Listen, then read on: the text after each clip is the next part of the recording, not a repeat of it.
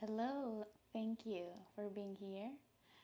We are going to spend about 20-25 minutes together in this practice, in this session. For this particular session, we're going to work on the floor. If you cannot find the floor, and if it's not accessible to you, you may work on a chair or on a bed using your imagination. But I will be guiding a floor-based practice. For a floor-based practice, we want to find either a meditation cushion, some thick blankets that are firm and folded firmly so that there's no little mountains and wobbly feelings, or towels, anything that can help you elevate your hips off the ground. So if I were not to have a bolster, a pillow, or towels, my general habit would be to sink deep into my lower back and tuck my tailbone in, curve my shoulders, and this becomes a habit. And so I want, and often I feel very stuck, and I know I'm not alone in that feeling of depression, of, oh my gosh, I'm sinking in this and I don't know how to come out into the world. I don't know how to expand myself. I don't know how to throw myself out there. I don't know how to receive. And so for those of us that need a little bit of choice and practice, I'd like to invite you to bring some sense of elevation to your hips so that your lower curve of your spine can have the freedom to tuck in and out. So just notice how much elevation you need, whether it is a bolster or a pillow, and feel free to get up and look around the house and get really creative, because we're going to be using this support often as we need to help ourselves find center. Just notice just how the height helps access your lower pelvic floor. We're gonna bring in some boundaries and bring in our hands to our knees so that this can create a container for us to be able to take risks. As we often do in therapy, when we go to therapy, we create that special container because we know it's going to be a little bit risky to really go in and really feel and really explore, really name it, acknowledge, and take responsibility. And this boundary helps us sink really, really, really deep, so deep that the shoulders can roll inwards, that the tailbone can tuck itself in, that your forehead tries to reach to your tip of your tailbone to create a sphere, to create a circle, or a container. Again, somehow the word container is coming up a lot. Take a few breaths here, enough to help integrate this experience. And you'll know, because you will feel a sense of release, a sense of exhale, a sense of, oh, okay, I don't have to fight this anymore. That's an indicator that your vagus nerve is starting to awaken and create a dialogue. Another deep breath in with me. Go ahead and do one more deep breath and exhale, roll even deeper. Take even a greater risk to go back in time. Behind you is the past, and in front of you is the future. Roll your hips forward, starting from the hips. Roll them forward as if they were a rolling pin, and you have dough, the mat is dough, and you're rolling it all the way forward to bring the tip of your pubic bone as much forward as you can, so it kind of almost like root itself into the earth. Noticing how the more you take a risk to throw yourself forward by the grip of your hands on your knees, the more you go forward, the more access you can have to rise up and roll the shoulders back, widen up the neck, elevate the vision up and around. Deep breath in, deep breath out. Sink deeper into the back bend, lengthening the fascia of your front body. Oh, expanding. You can even go ahead and touch yourself, touch your chest, squeeze the belly. Yeah, here I am, aquí estoy, aquí estoy. I haven't abandoned you. Maybe even some tapping, some drummings on the chest. All right, one more deep breath in with me. And then we're going to roll the head forward. Chin comes to chest. Tuck the tailbone in again and find your back. Widen up the space in between your shoulder blades. Roll your shoulders forward a little bit more. Bring your chin to your chest a little bit more and closer towards each other. And we're going to speed it up. So we're going to go in and out. In front of you, out behind. In. And let the movement come from the bottom floor, the basement of your house, where we ignite the fire of desire. So as we're igniting this fire, allow this heat that we're activating to rise up. We are turning on your sympathetic nervous system, your action. It's like you're going on a run, or you're on a bicycle ride, and you just want to get it over with. But we're going to do 10 more. So 1, 2, 3, 4. Bring your breath into it. 5, 6, 7, 8, 9, 10. And without any drama, just spin around yourself. Sink into your kidneys. Feel your kidneys. If you can't feel them, just know that they're somewhere around here. Your waters. Sink into your womb space where you held life, where you hold life, and will you continue to hold it. And then spin around the other way, twisting around in circles.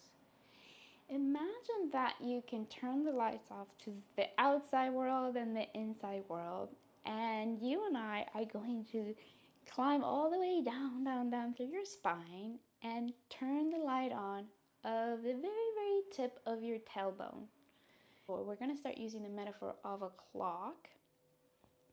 And in front of you, so you're right in the center of the clock, and in front of you is 12 o'clock. Ourselves right here in the middle. Bloop. So we're sitting here in the middle, and then we're going to mark the time to 12 o'clock. Come all the way forward. Tuck your tailbone. We're going to do it with our pelvic floor. So tuck your tailbone in. It's going to look like this. In to 12 o'clock. And then throw your hips to your right hand. That's going to be 3 o'clock. Look like this, because you're pushing your hips that way. And then it's going to look like this, because you're sticking your butt out for 6 o'clock. And it's going to look like this, because you're reaching out to 9 o'clock. And then 12 o'clock. Let's do it with the head. In front of you, to your right, behind you, to your left, in front. Go around the clock.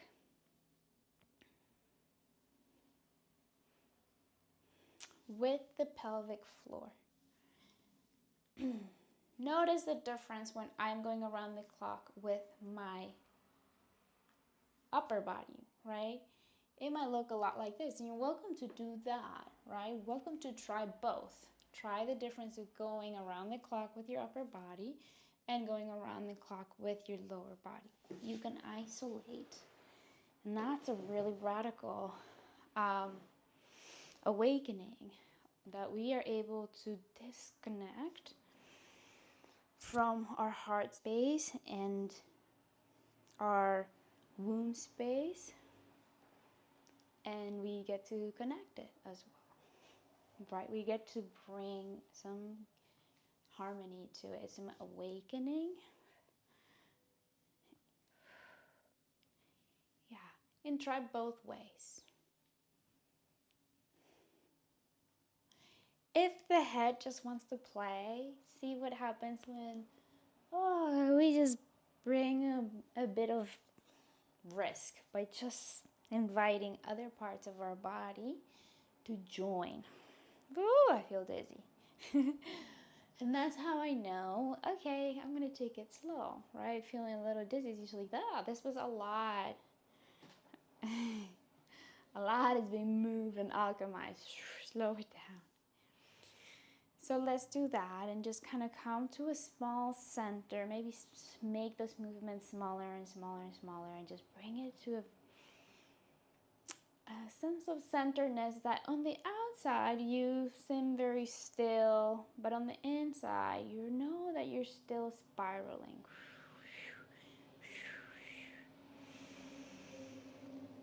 Connect with your breath again.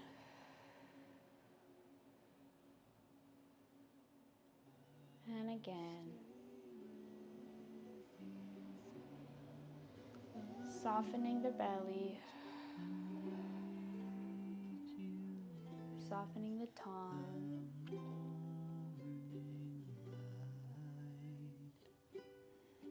Just promise me. Seeing if you can connect your hearing to your breathing.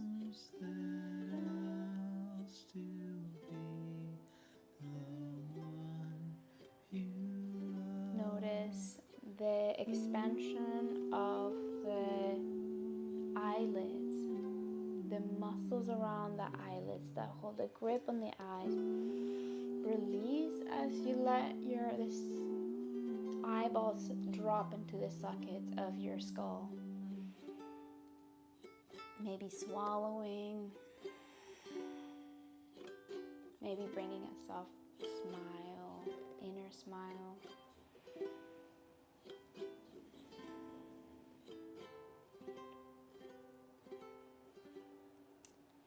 And we're going to go ahead and slowly bring our eyes to open, our senses to connect with what we hear, what we see. A practice we do in EMDR is 333. 3 things that you can see: a leaf, a lamp, a pen. 3 things you can hear: the car, the birds, whatever, so long and so long. And 3 things you can feel: my clothes, that scratch, my hair. And we'll go ahead and bring our hands right in front of us.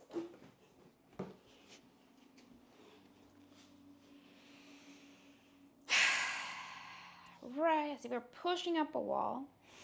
And then the next in-breath, we're going to activate our core and roll forward and uncross the feet. It looks like you're almost like a wheel. ready to go. And with time, we'll be able to measure up and know the measurements so that when we do land on all fours, we have 90-degree angles. For a lot of us, we'll find an angle here. For now, let's just play with a 90-degree angle. And bring your hands right in front of you, so they're right in front of you, so that your fingertips can touch. Blip. So they can come and say hello. Blip. And then roll them all the way back. We're gonna now measure up the thighs so that the thighs can be referencing this angle and create a 90-degree angle, like lifting the knees up just an inch off the ground so that we can activate the whole leg. We want to reconnect all our neurons back, turn them on. And you may have like a space here in the wall. It's okay. With time, your foot will remember. Will remember to be able to. It doesn't have to hurt. If it hurts, you do what you need to do to create support, right? This is not, we don't get points for suffering in this practice. So if a blanket feels exquisite, hell yeah, get a blanket. If a rolled up blanket behind your feet, whatever it takes, we're really on that practice. Whatever it takes, is we already know our vision, what's ahead of us, and we're going to use all the support that we can, all the comfort and love and care that we can, structure so that we can start taking risks. So let's go ahead and take risks. Undulating our hips forward and back. Stick your tailbone in between your thighs and stick it all the way out. You practice this here, right? So your body knows. We're in a new shape now. Our palms are firmly rooted on the mat. We're looking forward in the Zoo 10. 1, 2, 3, 4, 5. We got it. We're going up a mountain. 6, 7, 8, 9, 10. And we'll go ahead and rotate our right hand around so that your fingertips are facing your knees. So we'll spend a lot of time with our wrists in this practice because that's what we wear out the most. So we're rolling, rotating, and we want it to go all the way back so that you can have access to your elbow, so you're not stuck. If you can't quite move your elbow, and I know it looks super trippy, but we can do it. Yeah, if you can't move your elbow without excruciating pain, then perhaps we may want to just go out to this side. And then you can be like, oh, okay, I got my elbow. This is good, I got it, right? Eventually, with time and with practice, we get better at 360 vision, right? We get better at really looking around our corners, watching out our back. We're going to go ahead and spin around ourselves towards your right. This is our right, our solar nature, paternal. Go around your left, lunar, maternal, heart. All right, flip that hand back around and let's do it with the other one. And it's okay if parts of you right now are saying, oh my gosh, I can't hold this any longer. It's too much, it's too intense. Go ahead and readjust. Know that you're not stuck. I'm just offering a recipe. And if the recipe is not working for you, you don't got the ingredients, then you adjust. You bring I'm flipping back and forth, forward and back, creating a new pattern and bring them both forward. Tuck your toes in, roll them in, and walk your hands all the way toward your heels. Your heels may land right on your sit bones. Connect them as if you were plugging yourself into the earth. Connect your sit bones, connect with the balls of your feet, your toes. Bring your hands to your pinky toes so that they wake up, so blood can flow through them. And it might be really, really intense if this is not a practice, but it's possible with repetition and gentleness and the brain and the breath and the music and the practice and everything that's available. It's possible to reconnect with parts of us that we haven't quite connected in a while. Oh, another deep breath out. Wonderful. We're going to go ahead and bring our hands down and bring the toes to touch and widen out the knees. So widen out the knees. It looks like this. And we'll use everything we can to our advantage.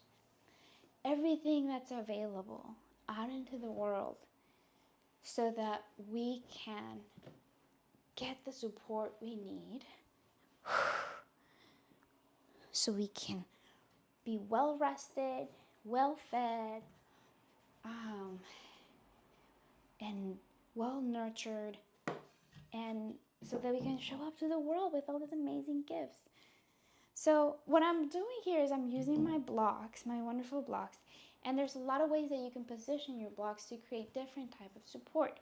For this one that I really love is we bring one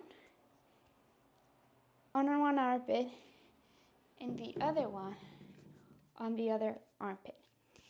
It looks like you're creating some sense of like a V, upside down V, bleep, right in front of me. Okay? And as I do that, I want to make sure that I have my other two blocks available. Fold forward. And I'm going to slide the blocks out like rays.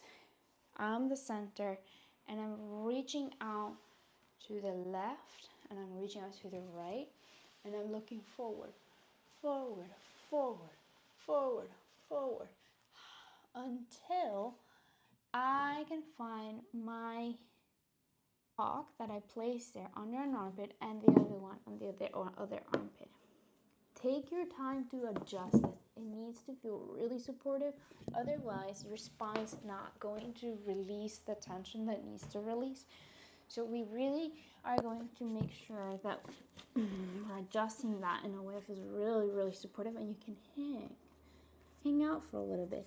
This soft block feels really supportive right here on the forehead, on your third eye. Place it, and then go down. It's because the head's very heavy, and sometimes we're really stuck in our heads. All right, so once the head feels really supported, reach your hands out so that you can invite that deep breath in and out.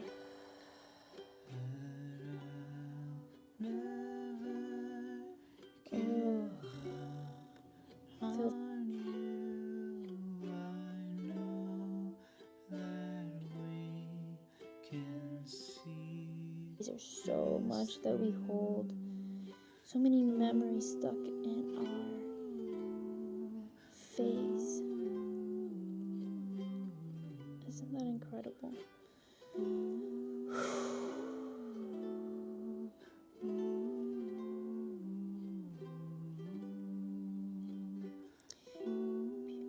We're going to take 10 more breaths here.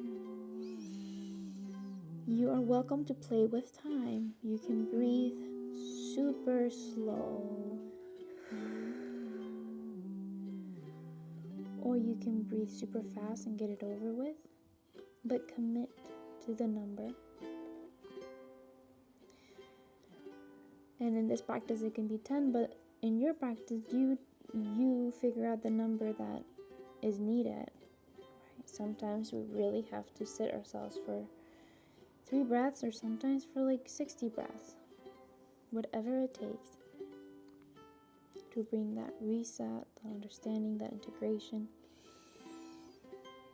This is also a moment that I like to scan my body to see how it is supported, how it's been working, what parts of me are like screaming for in agony. Is it a knee? Is it a hip?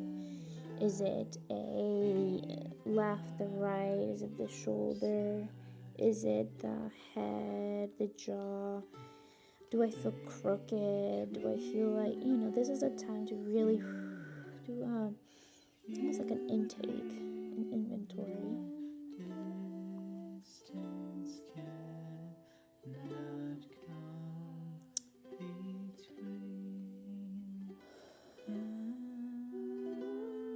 We'll go ahead and finish up our 10th breath, wherever you're at, and we're going to remove the blocks out of our armpits, but for that, let the head rise and use your elbows to support yourself, because you've been in a kind of meditative state. So it's really important to not jerk the body with sudden movements. We're just going to use our blocks and our elbows to support our back, and start removing your blocks out of the way so nothing's in the way. Reach your hands forward, and this time you're going to support yourself with the tips of your fingers. Reach your hands forward. And then walk your hands all the way to your left knee. If we were in a giant clock, you would be going to 11 o'clock. Ooh. Towards 11 o'clock. Reach even further so that your right armpit can yawn and you can find a back bend on your back. And then walk your hands all the way to your right. Reach forward. Take a deep breath in, and now you're marking towards 2 o'clock. You're looking towards 2 o'clock. Let's go back to 12 o'clock and walk your hands all the way. Yes, all right. And find another sitting. So whether it is another way to sit so that feels supported, moving your feet forward, or a block where you can elevate your hips a little bit and there can be space, right? Because we're not 3 anymore. We're not super bendy anymore, and we need support. And it's really nice to have support, because when we have support, we can plug in our sit bones into the earth. We can find our knees, access our knees, and find a center again. And we're going to interlace our fingers just to finish off, because I always like to finish off with the breath.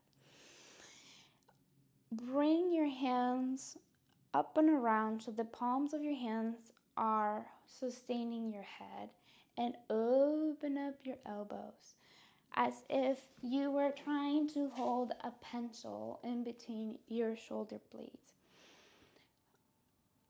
Bring the back of your head towards the palms of your hands so that you feel sustained, and widen out the elbows a little bit more. Another deep breath in and out. Now the next deep breath in, we're going to rotate towards the left, and on the exhale we're going to rotate towards the right. In through the left, out through the right. In through the left, out, right. In, out. Let's bring a little bit of movement. You're welcome to bring the tip of your tongue behind your front teeth where you say the letter love, L for love, light. You're welcome to bring your vision towards your third eye.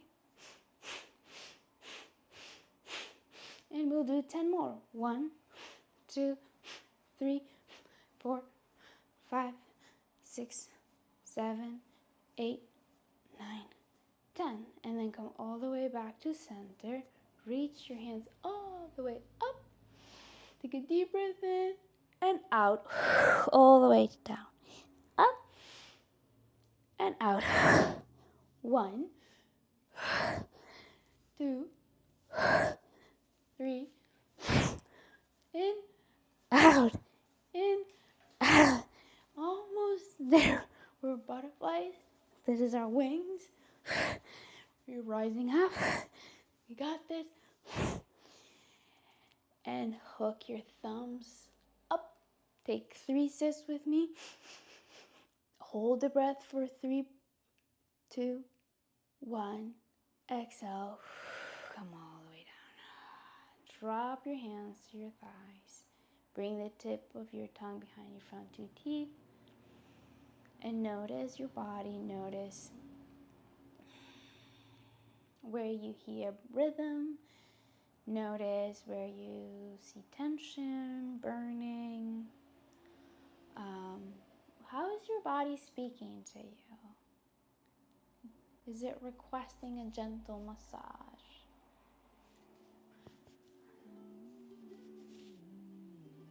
Oh, can you notice your neck? What is it calling you? Does it want contact? Your chest. Here. Your breasts. Do they want to be squeezed so tight? Do you want air? Do you want to shake? Oh, your belly. Does it need to be held and massaged? Your thighs, your knees, your ankles. Oh, a lovely, delicious massage. Oh, yes, where's that ball? I love rolling on a ball. But you have a ball right here. Where's the ball? It's right here. Just really dig in there. Oh, because it feels so good.